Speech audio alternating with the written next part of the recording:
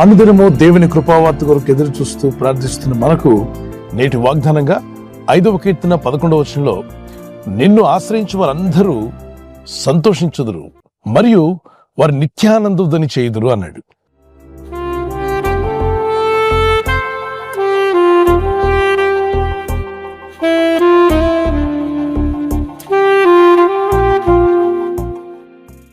ప్రపంచంలో మానవ మేధస్సుకు అందనటువంటి గొప్ప జ్ఞానం ఏంటంటే వేలుముద్ర ఎవరితోనూ కలవకపోవడం, కనుగుడ్లోని ఐరిస్ ఎవరితోనూ కలవకపోవడం. ప్రతి మనిషిని ఒక ప్రత్యేకంగా కలుగు చేసిన సృష్టికర్త అనే దేవుడు. ఎంత జ్ఞానం ఉండాలి! మానవ మేధస్సుకు అందనంత జ్ఞానం దేవుంది. ఈ సృష్టిలో ఉన్నటువంటి సమస్తమును అనగా సూర్య చంద్ర నక్షత్రములను, భూమిని ఆకాశమును, ఆకాశమందు ఎగురు పక్షులను, భూమి మీద ఉన్న సకల జీవరాశులను సమస్తాన్ని చేసిన సృష్టికి కర్త అయిన దేవుణ్ణి ఆశ్రయించినప్పుడు మనం సంతోషించాలంట. ఒకవేళ ఇంత దుఃఖము, విచారము, వేదంతో ఉన్న మీరు ఊహించినటువంటి ఒక వ్యక్తి వచ్చి మీకు ఏదైనా అధిక మొత్తంలో ధన సహాయం కానీ, అధిక మొత్తంలో మీరు కోరినటువంటి వస్తువులు కానీ మీకు ఇస్తే విచారంతో మీరు కిలుక్కుని అవుతారు. ఆనందం వచ్చేస్తుంది, సంతోషం వస్తుంది. నేనేమి ఆశించకుండా వారు నాకు ఇచ్చారు కదా అని. మరి దేవుడైన ప్రభు మీకేమిచ్చాడు? మనిషి పీలుస్తున్న శ్వాస ఆక్సిజన్ ఉచితంగా దేవుడు దయచేస్తున్నాడు. అందును బట్టి సంతోషించండి. ఇంకా మనల్ని సజీవ లెక్కలో ఉంచాడు, అందును బట్టి దేవుని స్తుతించండి. ఆయనను తెలుసుకునే కృపను మనకిచ్చాడు, అందును బట్టి దేవుని స్తుతించండి. విచారాలు ఉండొచ్చు, సమస్యలు ఉండొచ్చు, ఇబ్బందులు ఉండొచ్చు, ఎన్నున్నా అన్నిటినీ మించిన దేవుడు నువ్వు కలిగి ఉన్నావు. నీలో ఉన్నవాడు ఈ లోకంలో ఉన్నవాని కన్నా గొప్పవాడని 1 యోహాను పత్రిక 4:4 వచనంలో రాయబడింది. ఫిలిప్పీ 4:4లో ఆనందించుడి, మరలా చెప్పుదును ప్రభునందు ఆనందించండి. అంటే ఇక్కడ మీరు గ్రహించాల్సింది ఫిలిప్పీ 4:4లో ఆనందించండి, కానీ ఆ ఆనందం వ్యర్థమైన వాటిలో కాదు, లోకంలో కాదు, పాపంలో కాదు, అపవిత్రతలో కాదు, కానీ ప్రభునందు ఆనందం నిజమైంది. అది ఆరోగ్యకరమైనది, ఆత్మీయమైనది, మనసుకు శాంతిని, సమాధానం అనుగ్రహిస్తుంది. ఈ లోకంలో చాలా మంది ఆనందిస్తూ ఉంటారు. కొందరు క్లబ్బుల్లో, మరికొందరు పబ్బుల్లో, మరికొందరు పేకాట్లో కావచ్చు, మందు దాగడంలో కావచ్చు. వ్యర్థమైనవి ఎన్నో ఉన్నాయి ఈ ప్రపంచంలో. వాటిలో ఆనందించడానికి ప్రయత్నం చేస్తారు. ఆ ఆనందం అంతా ఆవిరైపోతుంది. అందచందాలు నీ దగ్గర ఉన్నప్పుడు, ధన సంపదలు నీ దగ్గర ఉన్నప్పుడు, పేరు ప్రఖ్యాతులు ఉన్నప్పుడు నీ చుట్టూ తిరుగుతారు జనం. అవన్నీ ఎప్పుడైతే నువ్వు కోల్పోతావో నీకు దూరంగా జరిగిపోతుంది ఈ లోకం. ఈ లోకంలో ఎందరో ఎదురవుతుంటారు, కానీ చివరి వరకు నీతో ఉంటారా? ఆలోచించు. చివరి వరకు నీతో ఉండరు. చివరి వరకు ఉండేవాడు దేవుడే. దేవుని యందు విశ్వాసం ఉంచి ఆయన ఆశ్రయించిన మీ ఆనందం ఎప్పటికీ ఆగిపోదు. ఇహమందు పరమందు కూడా ఆనందిస్తామని వాక్యం సెలవిస్తుంది. అపోస్తలుడైన పౌలు అన్నాడు ఫిలిప్పీ 1:21-22 వచనాల్లో, బ్రతుకుట క్రీస్తే, చావైతే నాకు లాభం అన్నాడు. నేను ప్రభు యొద్దకు వెళ్ళిపోయి నిత్యం ఆనందిస్తాను, ఎందుకంటే ఆయన 3వ ఆకాశానికి వెళ్ళి చూసి వచ్చాడు. అలాగే అపోస్తలుడైన యోహాను కూడా ప్రకటన గ్రంథం 1వ అధ్యాయం 10వ వచనం నుండి చివరి అధ్యాయాల వరకు ఆయన కొనుక్కోబడ్డాడు పరలోకానికి. అక్కడ ఏం జరిగిందో, అక్కడ ఏముందో అన్ని విపులంగా రాశాడు. ఆయన ఆశ్రయించిన మీరు ధన్యులు గనుక సంతోషించండి. మీ పేర్లు జీవగ్రంథమందు రాయబడి ఉన్నాయని సంతోషించండి. ఏదో కొంత సేవ జరుగుతుందని, పేరు ప్రఖ్యాతలు వచ్చాయని, దయ్యాలు వెళ్ళిపోతున్నాయని వాటి గురించి కాదు మన సంతోషం. మన సంతోషం అంతా జీవగ్రంథంలో మన పేరు రాయబడిందని సంతోషించాలి. లిమ్కా బుక్లో పేరెక్కిన వారు కానీ, గిన్నిస్ బుక్లో పేరెక్కిన వారు జీవితకాలం అంతా ఆనందంగా ఉన్నారంటే లేదు. కానీ దేవుని యందు భయభక్తి కలిగిన వారికి తెలియని ఆనందాన్ని ప్రభు దయచేస్తాడు. పరిశుద్ధాత్మ యందుల ఆనందం. దేవుని రాజ్యం అంటే నీతియు సమాధానం, పరిశుద్ధాత్మ యందుల ఆనందం. ఆత్మదేవుని లోపల ఆనందాన్ని కలుగు చేస్తాడు. అది ఆస్తిపాస్తుల నుండి వచ్చేది కాదు, ధనగంటల నుండి వచ్చేది కాదు, లోకంలో ఉన్న వాటి నుండి వచ్చేది కాదు. అది సాక్షాత్తు దేవుని సింహాసనం నుండి నీ హృదయ సింహాసనంలోకి పంపిస్తున్నాడు ఆ ఆనందం. అందుకే ఆయన ఆశ్రయించిన వారు సంతోషించుదురు, వారు నిత్యానంద ధ్వని చేస్తారు. అందుకే దేవుని యందు విశ్వసించిన మీరు సంతోషించండి.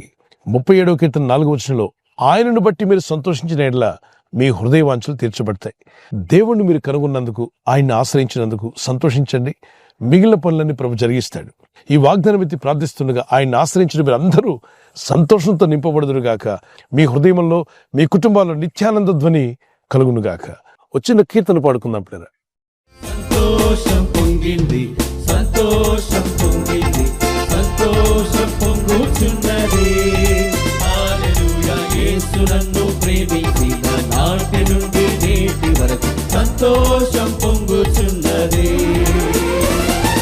సంతోషం పొంగింది, సంతోషం పొంగింది, సంతోషం పొంగుచున్నది. హల్లెలూయా, యేసు నన్ను సంతోషం పొంగుతున్నది. మరి ఈ వాగ్దానం ఎత్తి ప్రార్థిస్తారు కదా, ప్రార్థన చేసుకుందాం. పరిశుద్ధమైన మా ప్రియ తండ్రి, నిన్ను ఆశ్రయించు వారందరూ కూడా సంతోషించుదరని, నిత్యానంద ధ్వని చేయుదరని రాయబడింది. రక్షణానందము, నీ యందు విశ్వసించడం వల్ల వారికి కలిగిన పరిశుద్ధాత్మలో ఆనందము, అయ్యా మా పేర్లు జీవగ్రంథమందు రాయబడిన ఆనందము మా హృదయాల్లో పెట్టినందుకు మీకు స్తోత్రాలు. ఇంకెవరైనా మీరిచ్చే ఆనందాన్ని కోల్పోయి ఉంటే ఇదిగో వారు కూడా నీ వైపు తిరిగి మొరపెట్టి ప్రార్థించే మనసు వారికి దయచేయండి. వారి బ్రతుకులను వెలిగించండి ప్రభువా. ఎవరైతే విచారంతో, దుఃఖంతో, వేదనతో కృంగిపోయి ఉన్నారో వారికి పరిశుద్ధాత్మ ద్వారా గొప్ప సంతోషం వారికి అనుగ్రహించండి. మా దుఃఖమును సంతోషంగా మారుస్తానన్నావు. ఇదిగో వీరి దుఃఖమును సంతోషంగా మార్చునాయన. వారి జీవితాల్లో గొప్ప ఆనందమును కలుగజేయండి. పరిశుద్ధాత్మను అనుగ్రహించే గొప్ప ఆనందంతో వారు నింపబడుదురుగాక. వారి మనసులో ఉన్న వేదన తొలగిపోనుగాక. ఈరోజు ప్రార్థించి ప్రయత్నించబోతున్న శంకుస్థాపన అయిన, గృహప్రవేశమైన, ఒక బిజినెస్ ప్రారంభిస్తున్నా, ఉద్యోగ ప్రారంభానికి వెళ్తున్నా, ఒక మంచి కార్యక్రమాన్ని ప్రారంభిస్తుండగా, నేను వారి బిడ్డల వివాహం కొరకు ప్రయత్నాలు చేస్తుండగా వారు చేస్తున్న ప్రయత్నాలు ఫలించలాగున మీ దూతలకు ఆజ్ఞాపించండి. ఎవరైనా హాస్పిటల్లో ఉన్నా, ఐసీయూలో ఉన్నా ప్రభు, ఎవరైతే సీరియస్ కండిషన్లో ఉండి బాధపడుతున్నారో వారికి యేసు నామములో స్వస్థతను అనుగ్రహించండి. కృంగిపోయిన వారిని లేవనెత్తండి. మీ గాయపడిన హస్తమును చాపి వారికి ఉన్న సకల రోగాల నుండి విడుదల ఇచ్చేయి. వారిని లేపి నడిపించడాన్ని సాక్షులుగా నిలబెట్టుకోండి. ఈ ఉదయకాలం ప్రతి రోగి యేసు నామములో స్వస్థత నొందునుగాక. తండ్రి, ఈ దినం ఎవరైతే ప్రయాణమై వెళ్ళబోతున్నారో, అది రైలు మార్గమైనా, ఆకాశ మార్గమైనా, బస్సుల్లో, వాహనాల్లో ఎక్కడ ప్రయాణం చేస్తున్నా, రోడ్డు మార్గంలో ఏ వాహనంలో వారు ప్రయాణం చేస్తున్నా, నీ ప్రజలకు కాపాడే దూతలను పంపండి. వారి కన్నీరు తుడిచివేసి యెహోవాను బట్టి సంతోషించుము, ఆయన నీ హృదయ వాంఛలు తీర్చిన వాగ్దానం కూడా నెరవేర్చి బలపరిచి మీ రాకడకు సిద్ధపరచమని, వీరందరూ వీరి గృహాల్లో ఉన్న విచారము, దుఃఖమును కొట్టివేసి నిత్య సంతోషం వారికి అనుగ్రహించి మహిమ పొందమని, నీ వాక్యము చదువుతూ ధ్యానిస్తూ ఆనందించే కృప వారికి దయచేయండి.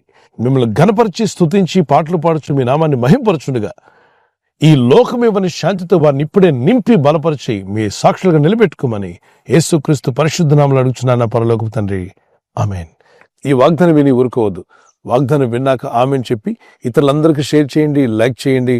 అలాగే సబ్స్క్రైబ్ చేయని వారందరూ సబ్స్క్రైబ్ చేయండి. ఈ దేవుని మాటలు అనేకులకు చేరవేయండి. క్రీస్తు యేసు కృపా సమాధానాలు మీకు తోడే నడిపించును గాక. ఆమేన్.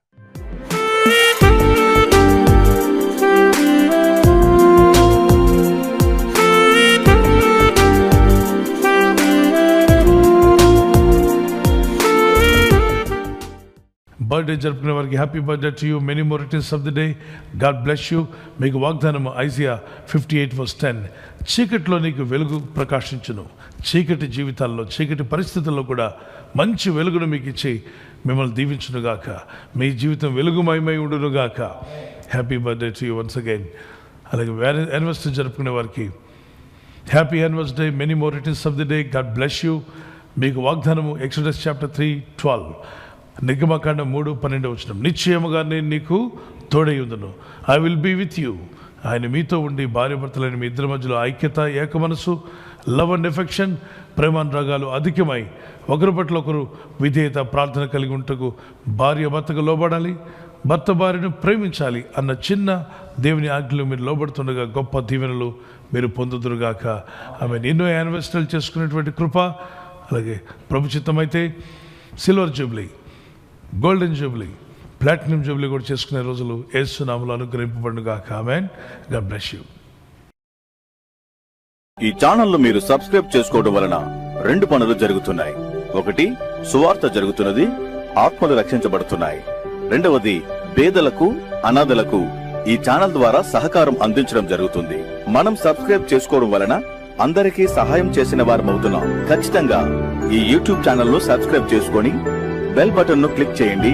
మీకు వెంటనే మెసేజెస్ పంపబడతాయి.